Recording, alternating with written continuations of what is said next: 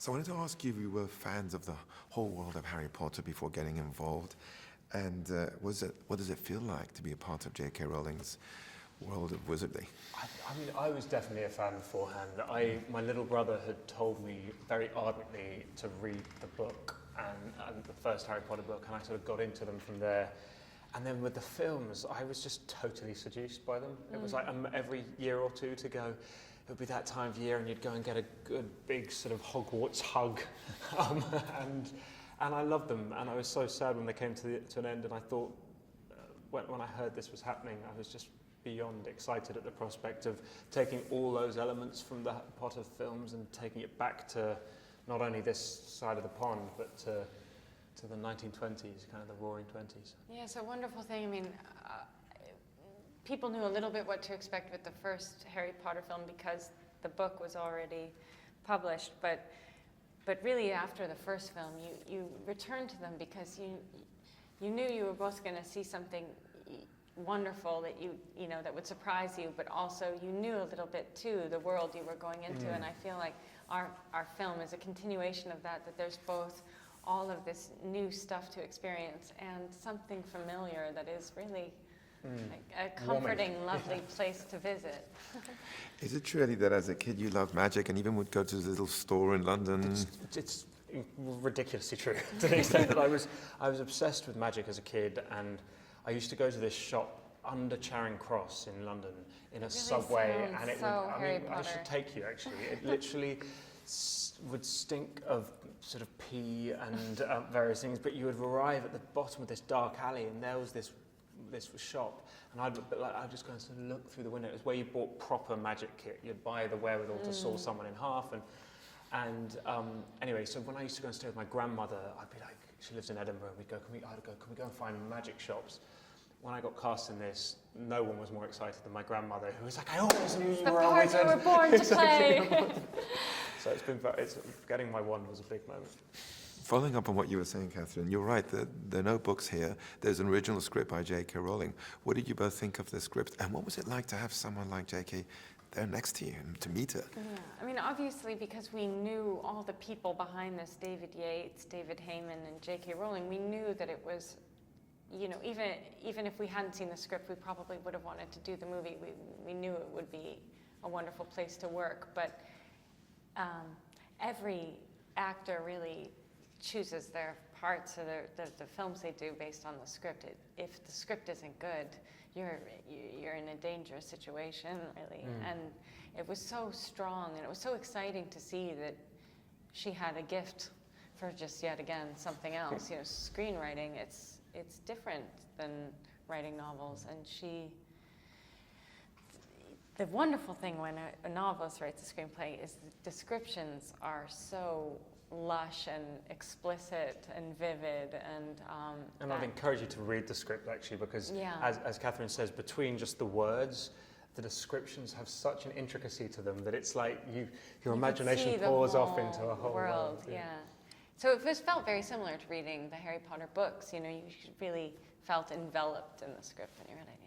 And it must be so special to meet her, to have her there, to be able to pick her brain. Yeah, it was so wonderful because I met J.K. Rowling just before we started filming, and we only had an hour together, and I'd been sort of prepping for a few weeks, and we arrived and we only had this hour, and so any pleasantries kind of evaporated as we both just talked about Newt incredibly fast for an hour, and these ideas just pour out of her, and his entire backstory, you know, what we see in Fantastic Beasts is this tiny chunk, and she has all of these characters, their entire life arc, so it was like you were playing a real person, actually.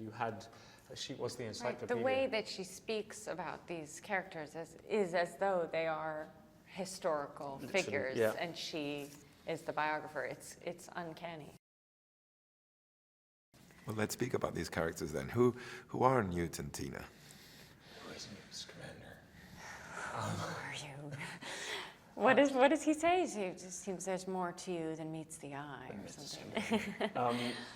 Newt Scamander is a self-proclaimed magizoologist who... Meaning there's not another one, right? Not a single other magizoologist. He can take that claim. And he has spent, at the beginning of the film, he spent a year in the field studying and finding magical creatures all around the world, some of whom have been endangered, and he keeps some of them in this extraordinary landscape within his case and looks after them and feeds them. And he arrives in New York, and a couple of them escape, which sets into motion a huge amount of incidences and problems. But as a person, what I love about him is he is entirely his own person. He's been a bit damaged, so he's not particularly good with human beings, but he has such a passion for his creatures that's kind of where you see his heart. And when he meets these other this other trio who are all themselves outsiders, they find they find a common quality in each other that kind of galvanizes them all, I suppose. Yeah.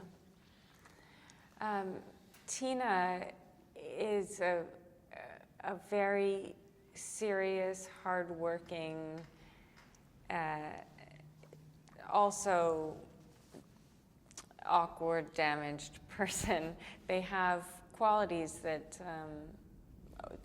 they share some traits that they both are very passionate about their work and thrive in that environment, but are a little stunted it's contagious developmentally in other ways. And what I loved about Tina was that she loves her work. She's so proud of it, and has a sense that she has great potential as a witch, as an auror, but also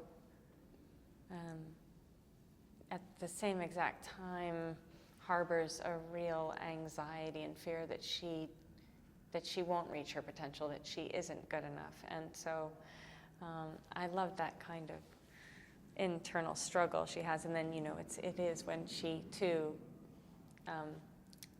bonds together with these other three that it's this kind of strength in numbers thing that they especially Newt, I think, starts to encourage her to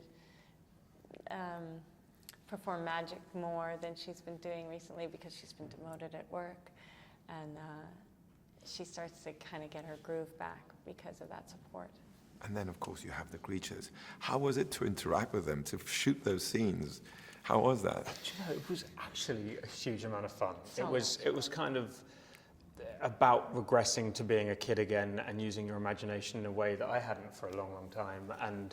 But what was also wonderful is there were all these different techniques. So David Yates had this extraordinary troupe of puppeteers who came and created some of the creatures who I got to rehearse with, so that when it came to shooting, I'd have kind of a memory of what the creatures were physically.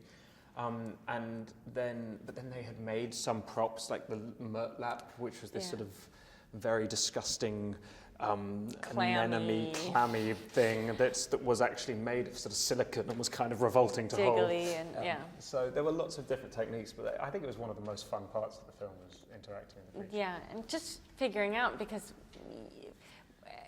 with every animal, we sort of would get to set and kind of roll up our sleeves and block the scene and figure out how it would all work, and they gave us so much freedom to play within that I didn't expect.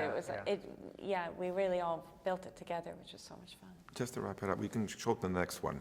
I love the chemistry that you have with your sister, Queenie, in the movie, and also with Jacob Kowalski.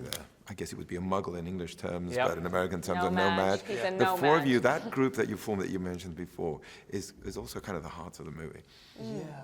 I think they were, David were so specific in the casting of the four of us that we had these sessions in the auditions of lots of different groups and checking, because in some ways David always described it as being a quartet, and it being a sister movie, and it being a buddy movie for me and Jacob, and it being a romantic movie in some ways. So I think it was important that all of those sides of the story were work together and fit together. Yeah.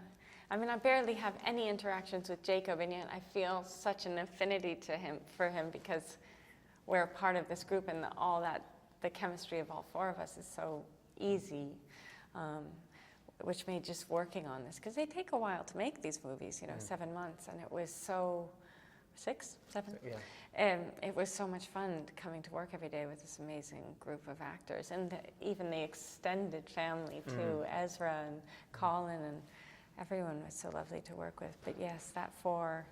That 4. That 4. Or I should say 3. I'm not like, oh, I'm so, well, so fabulous.